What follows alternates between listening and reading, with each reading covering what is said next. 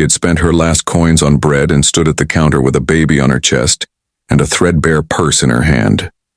The cashier watched the coins clink, and the total would not be met.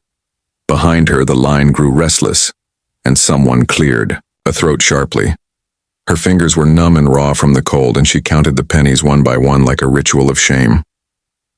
Ella coughed against her shoulder, and the sound felt like an accusation. The loaf and the carton of milk sat between them, like a fragile promise. After tonight, the landlord would have no patience left, and there would be no rent and no mercy. She kept her face steady and her voice small, as she muttered that she thought she had a few more coins. A shadow fell across the counter, and a voice said, "I will pay for everything." People froze as if a bell had rung.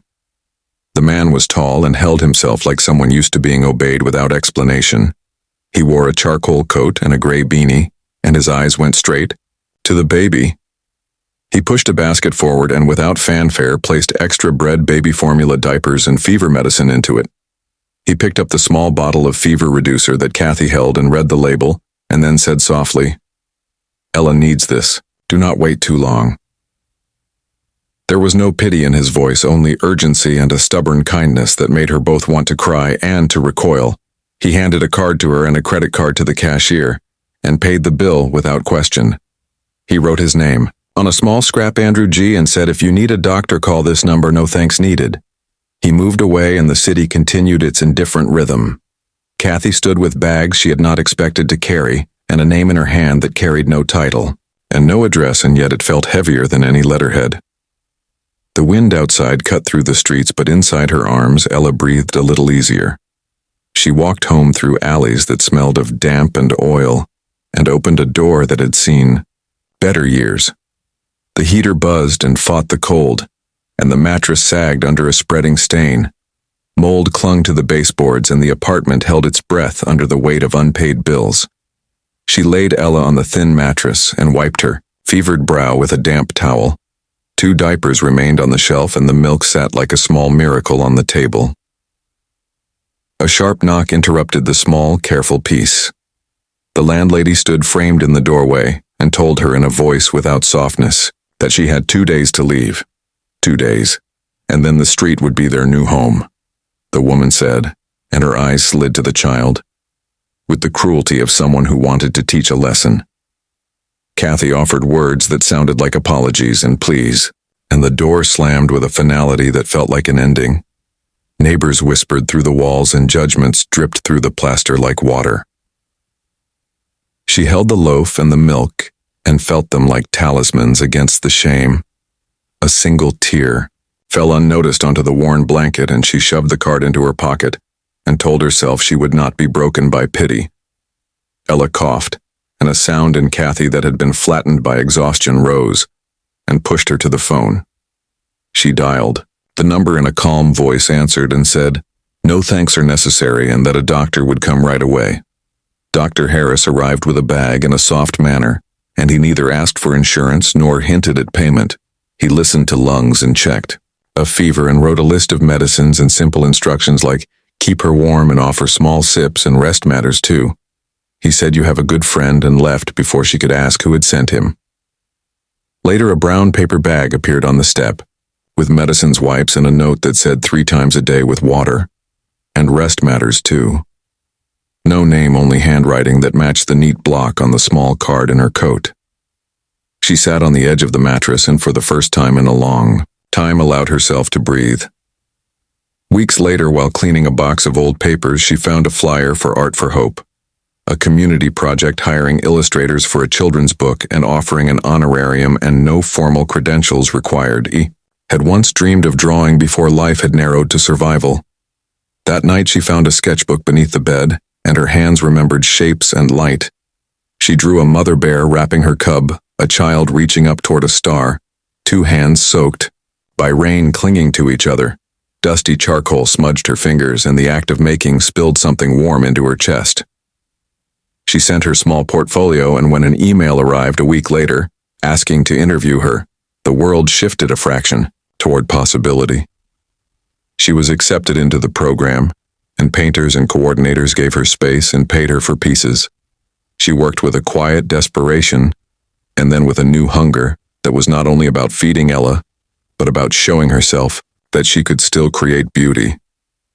Andrew watched from a distance, though he never declared himself. A shared folder kept her uploads, and he found himself opening them like a man who had lost something familiar and hoped to find it again.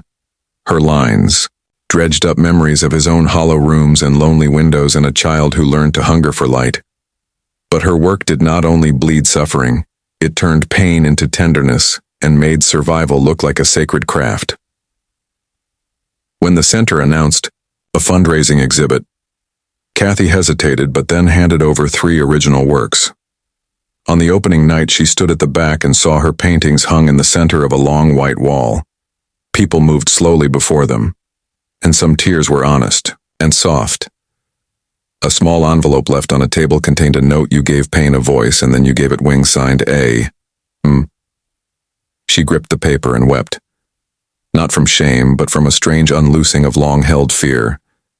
She felt less alone than she had in months, and she began to hope that the world might offer a small mercy now and then.